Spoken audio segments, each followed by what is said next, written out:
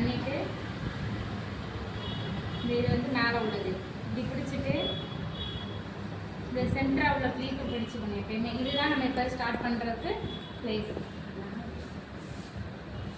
இதை ஃபஸ்ட்டு இப்படி சென்டராக வச்சு உங்களை பிடிச்சிக்க சொல்லணும். பிடிச்சிட்டு இதே அடியில் சுற்றுறோம் இல்லையா, இது எங்கே அளவு வருதுன்னு பார்க்குறதுக்காண்டி. இப்போ இது வந்து என்னோட மெஷர்மெண்ட்னால கொஞ்சம் பெருசாக இருக்கும், இதனால நம்ம வச்சுக்கலாம். இப்போ இது இங்கே சென்டராக வச்சா இது கரெக்டாக அந்த எட்ஜு வருது, இங்கனக்குள்ளே வருது, இந்த லாஸ்ட் உள்ளது. ஓகேவா? அப்போ இங்கே வருதுன்னா எங்கே வருதோ அங்கே சொல்லுவணும். அவ்வளோதான்.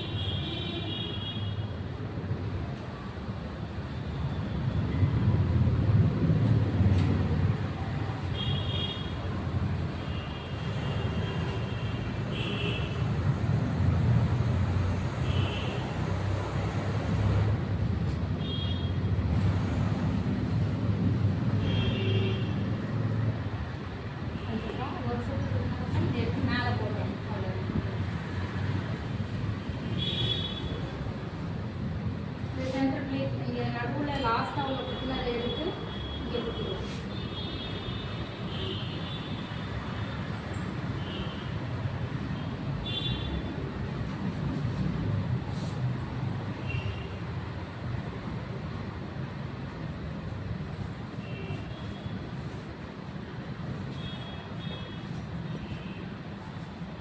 வச்சுட்டு இந்த கீழே பார்த்தீங்கன்னா அந்த லாஸ்ட்டு பின்னை எடுத்துக்கணும், சென்டர் பின்னை எடுத்துக்கணும். அப்படின்னா தான் நம்மளுக்கு இங்கே இழுக்க வரும், இல்லாட்டி வராது.